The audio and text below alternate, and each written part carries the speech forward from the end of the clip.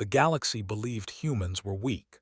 For 300 years, humanity had worked very hard to make sure everyone believed exactly that. Ambassador stood in the great hall of the Galactic Concord, her hands folded politely in front of her. Around her, representatives from dozens of alien species talked and laughed among themselves. The tall beings with silver skin and 4 arms barely looked in her direction. The massive creatures covered in thick brown fur spoke about trade agreements as if she wasn't even in the room. Smiled, she had been trained to smile. "The humans are still learning," a diplomat said to his companion, not bothering to lower his voice. "Give them another century or two. They might become useful eventually." Pretended not to hear. She had heard much worse over the years. Every human diplomat had. It was all part of the plan. Far away from the glittering halls of the Concord, in the cold darkness beyond Earth's solar system, Admiral Sam stood on the bridge of a ship that officially did not exist. The vessel was called the Artemis, and it was just one of 300 warships hidden in the empty space past the cloud. No alien sensor had ever detected them. No Concord inspector had ever found a trace of their existence. Sam was 62 years old. He had gray hair and tired eyes, but his mind was sharp as ever. He had spent his entire career preparing for a war he hoped would never come. "Status report," he said quietly. "All systems ready, Admiral," replied Commander, his second in command. "Fleet is at full strength, weapons charged, crews trained." Sam nodded slowly. "Let's hope we never have to use any of it." Looked at him with understanding. They both knew the truth about the galaxy. It was not a place of peace and friendship. It was a place where the strong took what they wanted and the weak suffered for it. The Conquered talked about cooperation and unity, but behind the pretty words was a simple reality. Every species looked out for itself. Humanity had learned this lesson early. In the first decades after making contact with alien life, humans had watched carefully. They saw how the Conquered treated newcomers. They saw how species that showed their full strength were seen as threats and dealt with accordingly. They saw how species that appeared weak were ignored, dismissed, and sometimes conquered. So humanity made a choice. They would hide. They would pretend. They would let the galaxy think they were harmless newcomers still figuring out how to travel between stars, and in the shadows they would build. On a distant world called New Eden, 40,000 humans lived under an orange sky. The planet had been given to humanity by the Conquered, a gesture of welcome that came with dozens of restrictions and rules. Humans could settle there, but they couldn't build military bases. They could farm and trade, but they couldn't manufacture weapons. The message was clear. You are guests here. Behave accordingly. Cole woke up early that morning like he always did. He was a farmer, one of the first humans born on New Eden. His wife was already in the kitchen, making breakfast for their 2 children. Their son Jake was 12, always asking questions about Earth and what it was like there. Their daughter Lily was 8, more interested in the strange animals of New Eden than in stories about a planet she had never seen. "You're up early," said as walked in. "Lots to do today," he replied, pouring himself coffee. "The harvest won't bring itself in." It was such an ordinary morning. The sun rose over the distant mountains. Children walked to school. Farmers worked in their fields. Traders prepared their goods for market. Nobody knew that thousands of light years away, a fleet of warships was already moving toward them. The Dominion had been watching humanity for a long time. They were a proud species, warriors who had conquered a dozen worlds before the Conquered forced them to stop. They resented the restrictions placed on them. They hated being told what they could and could not do, and they had decided that humans would make perfect targets. Humans were weak. Everyone knew it. They had no real military. Their colonies were undefended. And most importantly, nobody in the Conquered would care enough to stop them from taking what they wanted. High Commander stood on the bridge of his flagship, looking at the tactical display showing New Eden. 40,000 humans, no orbital defenses, no warships, No threat at all. "How long until we arrive?" he asked. 6 hours, his tactical officer replied. Smiled, showing rows of sharp teeth. "Prepare the ground forces. I want this done quickly. Let the galaxy see what happens to species that think they can claim territory that should belong to us." Back on New Eden, finished his breakfast and kissed his wife goodbye. Jake ran off to catch the transport to school, complaining about a history test he hadn't studied for. Lily was still eating, telling her mother about a dream she'd had. Nobody looked up at the sky. Why would they? The treaties protected them. The Conquered guaranteed their safety. They had nothing to fear. In the Concord's great hall, finished another day of being ignored and underestimated. She returned to the human embassy and sent her daily report to Earth. Everything normal. No concerns. Admiral Sam read her report in his quarters aboard the Artemis. He looked out the window at the stars, countless points of light in the endless darkness. "Another quiet day," said, standing in his doorway. "Quiet days are good," Sam replied. "Quiet means nobody is dying." He didn't know that in 6 hours, everything would change. He didn't know that the peace humanity had worked so hard to maintain was about to shatter into a million pieces. He didn't know that before the next day was over, he would give orders that would reshape the entire galaxy.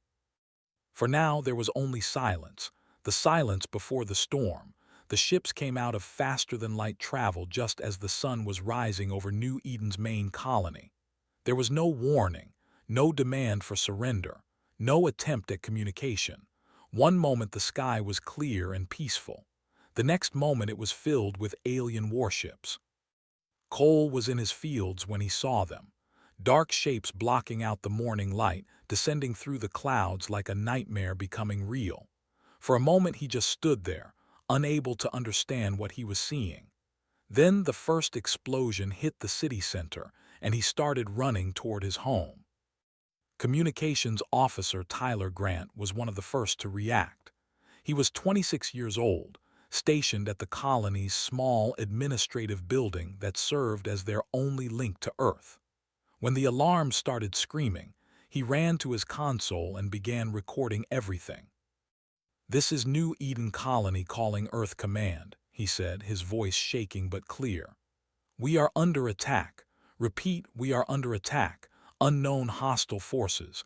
Multiple warships in orbit. They are bombing the city." He kept the transmission going. He pointed every camera outward. He made sure Earth would see everything that was about to happen. The ground forces landed in the middle of the residential district. They were tall creatures with gray skin and black eyes, built like soldiers, carrying weapons that glowed with deadly energy. They moved through the streets with terrible purpose, and they showed no mercy to anyone they found. Cole grabbed her children and pulled them toward the basement. Lily was crying. Jake was trying to be brave, but she could see the fear in his eyes. Outside, she could hear screaming and explosions and sounds she couldn't identify and didn't want to understand. "Stay quiet," she whispered to them. "Stay very quiet." Never made it home. He was 3 blocks away when a patrol found him. He tried to fight. He picked up a piece of broken metal and swung it at the nearest soldier. It made no difference. They shot him down without hesitation and moved on to find more targets. High Commander watched from his flagship, satisfied with what he saw. The humans ran like frightened animals. They had no weapons, no organization, no way to fight back. This was exactly what he had expected. "Make sure we get good recordings," he told his officers. "I want the Conquered to see this. I want every species in the galaxy to see what happens when you take territory that belongs to the—" The massacre lasted 6 hours. They were thorough. They went building by building, street by street. They found and her children in their basement. They found the elderly and the sick in the hospital. They found students hiding in their school. They found farmers in their fields and merchants in their shops. 40,000 humans lived on New Eden when the sun rose that morning. When the sun set, none of them were left. Tyler Grant kept transmitting until the very end. His final words were simple. Tell them what happened here. Don't let them forget. Don't let them forgive. Then his signal went dark. The transmission reached Earth 14 hours later. It was played once, in a secure room beneath the United Terran Senate building. The room was dark, lit only by the glow of the screen showing images that would haunt everyone present for the rest of their lives. Admiral Sam stood in the back, his face like stone. Secretary of Defense Lisa Tanner sat motionless, her hands gripping the arms of her chair. Senators wept openly. Some had to leave the room, unable to watch anymore. President Cross sat in the center, watching every second. He saw the bodies in the streets. He saw the burning buildings. He saw soldiers laughing as they killed unarmed civilians. He saw children separated from their parents, crying for help that never came. When the transmission finally ended, the room was silent. Nobody could speak. Nobody knew what to say. Then President Cross stood up. His voice was quiet, but everyone heard him clearly. No more pretending, ever. Admiral understood immediately. He had been preparing for this moment for 30 years, hoping it would never come, knowing that someday it might. He left the room without a word and began making calls. Within the hour, orders went out to every hidden human military installation in the galaxy. Ships that had been dormant for decades powered up their engines. Weapons that had never been fired were loaded and aimed. Soldiers who had trained their entire lives for a war that might never happen received the message they had always dreaded. Operation Revelation was active. Secretary Tanner stayed in the dark room long after everyone else had left. She watched the transmission again, forcing herself to remember every detail. The faces of the victims, the cruelty of the attackers, the way they had treated human lives like they were worth nothing at all. She thought about her own children, safe on Earth. She thought about what she would do if anyone tried to hurt them. She thought about the line between justice and vengeance, and whether it even mattered anymore. They wanted to send a message, she said quietly to herself. They wanted to show the galaxy what happens to weak species. She stood up, her decision made. Now we'll send our message. In the Galactic Concord, news of the attack spread quickly. Most species reacted with mild concern and nothing more. They had broken Concord rules, yes. There would be meetings. There would be discussions. Perhaps eventually there would be some kind of weak sanction. But nobody was really surprised. This was how the galaxy worked. The strong did what they wanted. The weak suffered. Humans were weak. Everyone knew it. They were about to learn how wrong they had been. Far out in dark space, Admiral stood before his assembled fleet commanders. 300 warships, 2 million soldiers, weapons and technology that the galaxy had never imagined humans could possess. They killed 40,000 of our people, Sam said, his voice steady. They killed farmers and teachers and children. They recorded it. They sent it to us like a trophy. He paused, looking at each face on his screen. Now they will learn the truth about humanity, and they will never forget it. Dominion celebrated their victory over New Eden for exactly 3 days. High Commander returned home to parades and praise. His government announced that this was just the beginning. Other human colonies would follow. The weak species would learn their place. On the 4th day, everything changed. It started with reports from the outer edge of space. A patrol ship detected something strange on their sensors. Multiple contacts, moving fast, appearing from nowhere. The patrol tried to send a warning to command. They managed to transmit 4 words before their signal vanished. They're here, there. Admiral Sam sat in the command chair of the Artemis as his fleet emerged from hidden space. Around him, 300 human warships dropped their concealment fields for the first time in history. Each vessel was twice the size of anything they had. Each was armed with weapons that made conquered technology look like children's toys. Signal the fleet, Sam said calmly. Begin Operation Justice. Captain Ben Archer commanded the cruiser Defiant, one of the lead ships in the assault group. He was 43 years old, a career naval officer who had spent his entire adult life training for exactly this moment. His tactical officer stood beside him, monitoring the sensor displays. "I'm reading heavy presence at the first target," reported. "Military installation on their outer moon, approximately 50 ships defending." 50 ships, Ben repeated. He almost smiled. "Tell them to surrender or be destroyed." The message was sent. The commander responded with insults and threats. He called humans cowards and weaklings. He promised to wipe them from existence. The battle lasted 11 minutes. When it was over, the installation was gone, and all 50 defending ships were either destroyed or drifting dead in space. Across the galaxy, the Concord's intelligence networks went into panic mode. Reports flooded in from everywhere. Human ships appearing from impossible locations. Human weapons of unknown design devastating targets. Human soldiers moving with speed and precision that shouldn't have been possible. The High Council held an emergency session. Their intelligence chief stood before them, trying to explain what was happening. "The humans have been hiding their true capabilities," he said, his silver face pale with shock. "For 300 years, everything we thought we knew about them was wrong." "How is this possible?" the council leader demanded. "We monitored them constantly. We inspected their colonies, their ships, their technology." "They showed us exactly what they wanted us to see," the intelligence chief replied. "Nothing more." In the human embassy on the Concorde, Ambassador received a message from Earth. She read it twice, then walked to her window and looked out at the alien city below. For so long she had played the role of the humble newcomer, always polite, always patient, always pretending to be less than she was. That time was over.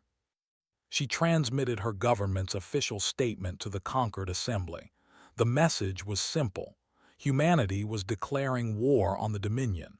Any species that interfered would face the same fate. This was not a request for permission. This was a notification. Back in space, Commander led the second wave of attacks.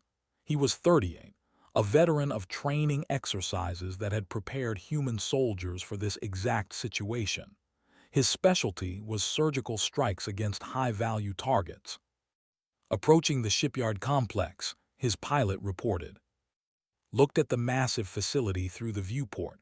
Hundreds of ships under construction, thousands of workers, the heart of military production. "Target the construction docks first," ordered.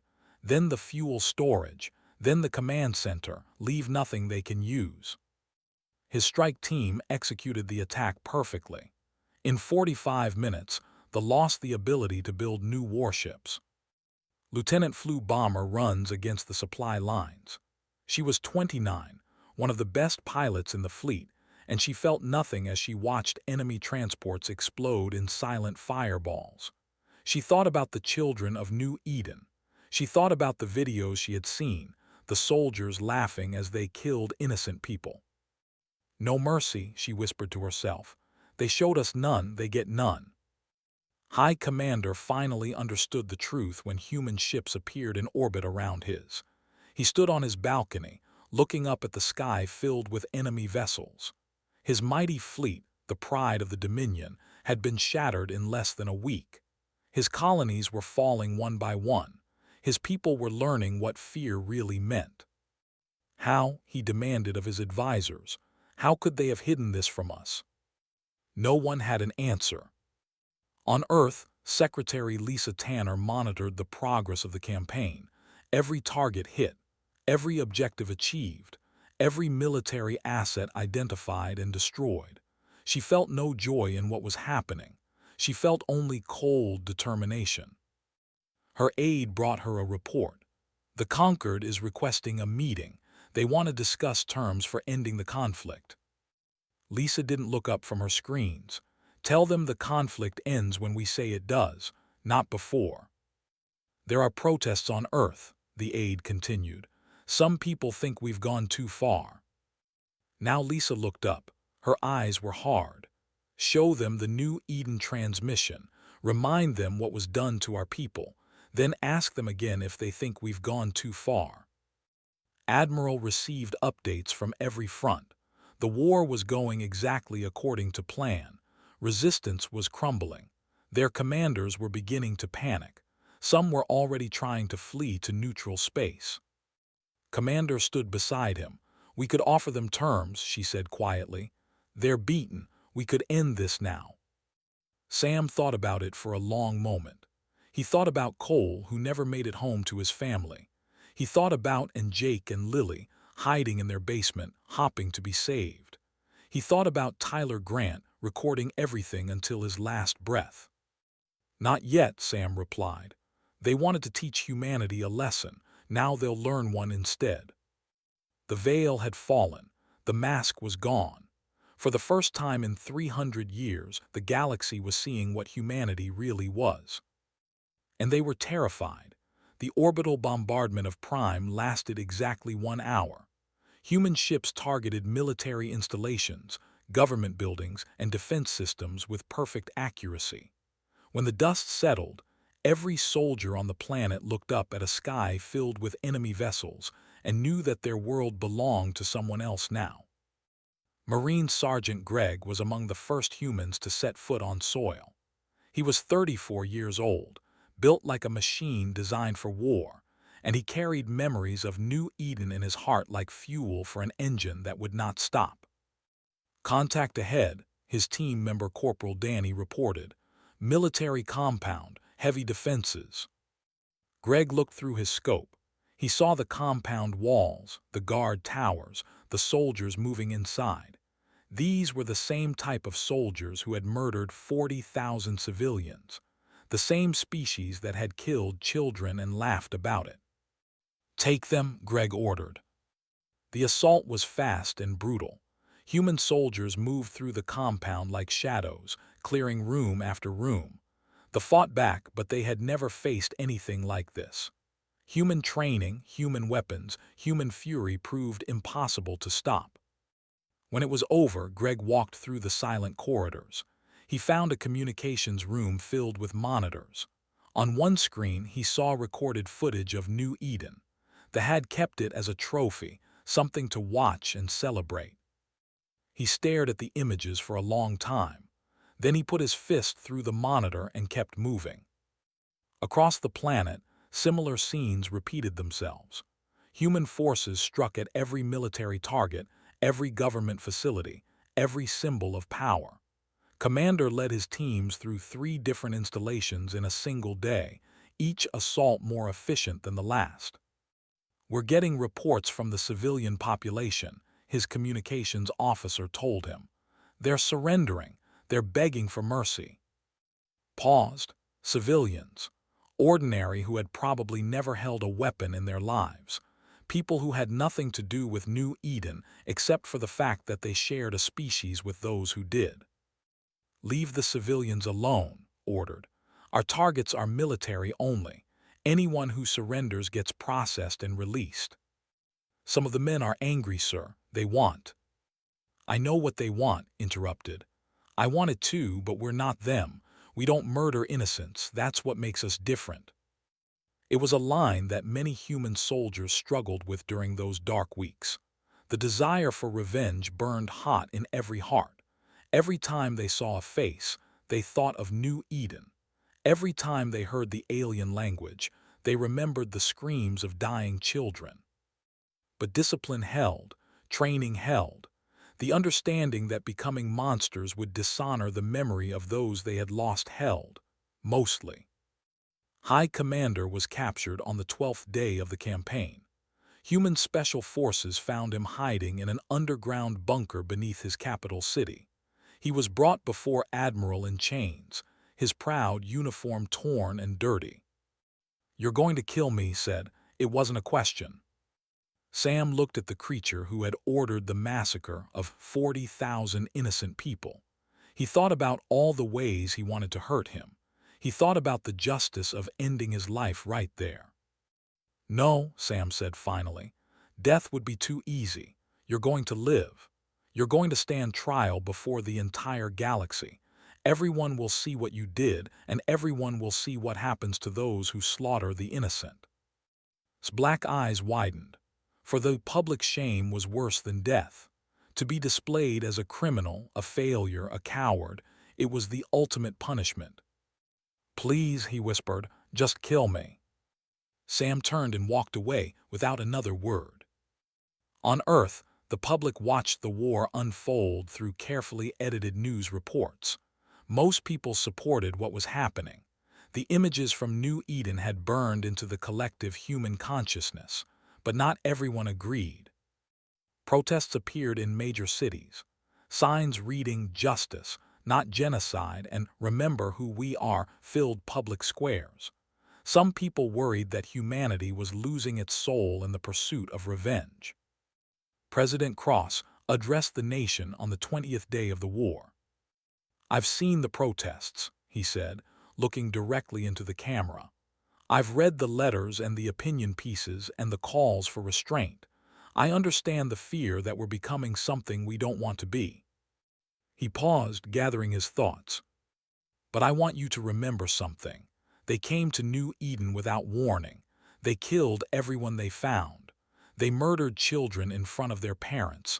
They recorded it and sent it to us like a gift. They wanted us to feel helpless. They wanted us to know that we couldn't protect our own people." The president's voice hardened. "We are not slaughtering civilians. We are not killing children. We are systematically destroying the military capabilities of a regime that committed genocide against our people. Every civilian who surrenders is treated humanely. Every soldier who lays down their weapons is taken prisoner according to interstellar law." He leaned forward. "But we will not stop until we are certain this can never happen again. We will not show weakness to a galaxy that sees weakness as an invitation to murder. And we will not apologize for defending our right to exist." Lieutenant flew her final bombing run on day 32.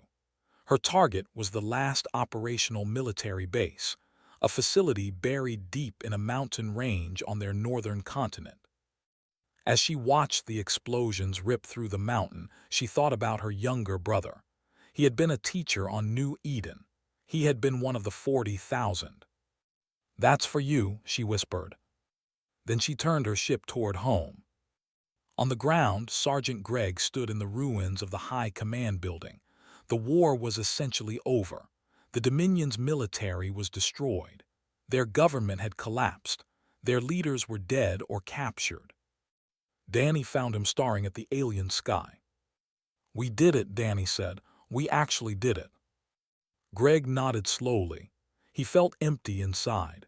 The anger that had driven him for weeks was fading, leaving behind something he couldn't quite identify. Not satisfaction, not peace, something else.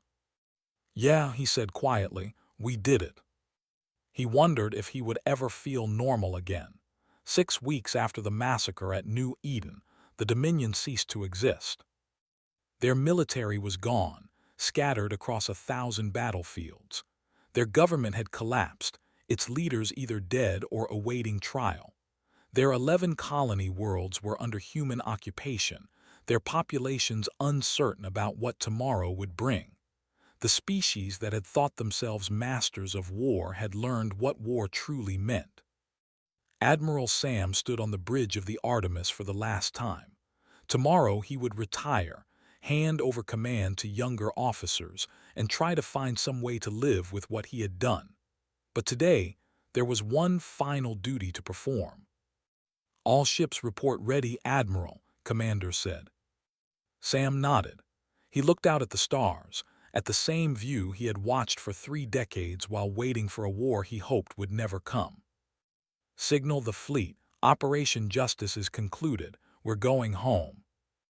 Around him, 300 warships began their journey back to Earth. They had accomplished their mission. They had shown the galaxy that humanity was not to be attacked, not to be underestimated, not to be treated as prey. The lesson had been expensive for everyone involved. In the Galactic Concord Assembly, the atmosphere had changed completely. Ambassador entered the great hall and walked to the human delegation seats. Nobody talked over her this time. Nobody ignored her. Nobody made jokes about human weakness. The representative actually stood as she passed, a gesture of respect that would have been unthinkable 2 months ago. "Ambassador," he said carefully, "the Conquered wishes to discuss the future relationship between humanity and the galactic community." Stopped and looked at him. She remembered all the years of condescension, all the dismissive comments, all the subtle and not-so-subtle insults. She remembered playing the role of the humble newcomer while her people built weapons in secret and waited for the day when they would no longer have to pretend. "Of course," she said, her voice neutral, "we're always happy to discuss peaceful cooperation." They flinched slightly at the word peaceful. They both knew what humanity's version of non-peaceful looked like now. The treaty negotiations took 3 weeks. In the end, humanity received everything they asked for: full autonomy over their territory, the right to maintain whatever military forces they deemed necessary, equal voting status in the conquered assembly, and most importantly, a guarantee that any attack on human citizens would be considered an attack on the entire species, to be answered with the full force of human military power.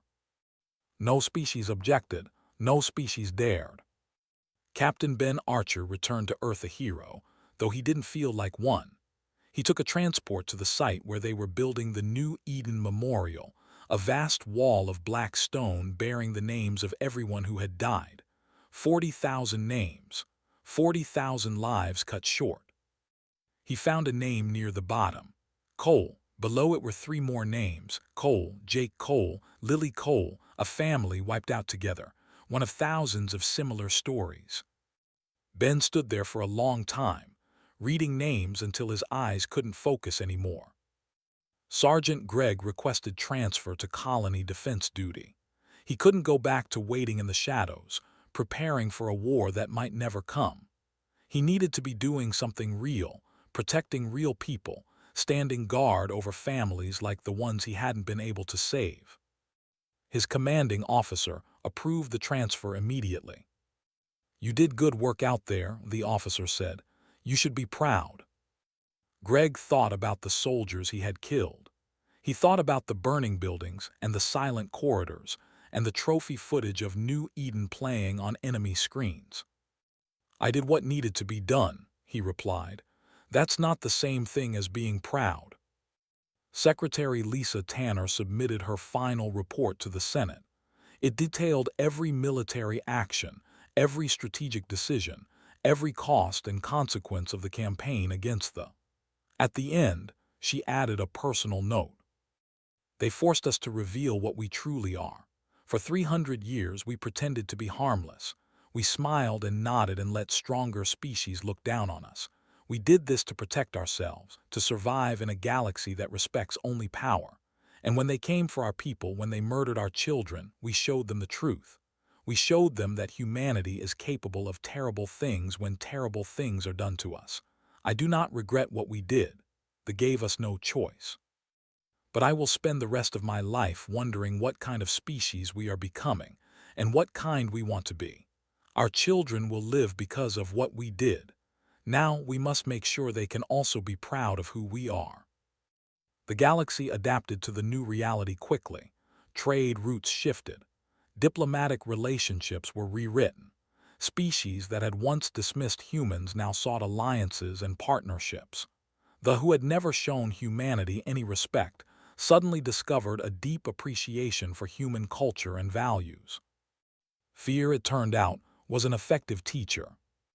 But not everyone was comfortable with what had changed. In quiet conversations, in private meetings, in the secret places where powerful beings discussed the future, questions were asked. What would humanity do with this power? Would they become conquerors themselves, expanding across the galaxy and taking whatever they wanted? Or would they return to their former ways, hiding their strength and pretending to be less than they were? Admiral, now retired to a small house by the ocean, thought about these questions often. He had spent his whole life preparing to protect humanity. Now humanity was protected. Now they were feared instead of dismissed, respected instead of ignored. Was that enough? Was that what they had really wanted? He didn't know. Nobody knew. The future was unwritten, full of possibilities both bright and dark. What he did know was this: the 40,000 people of New Eden had not died in vain. Their deaths had shown humanity what could happen when they let others see them as weak. Their deaths had forced humanity to become something new, something stronger, something the galaxy would never forget. And somewhere, in a memorial garden that would be built on the ruins of New Eden itself, their names would be carved in stone forever. A reminder of what had been lost, and what had been gained, and why humanity would never again pretend to be anything less than what they truly were. The mask was gone. The veil had fallen.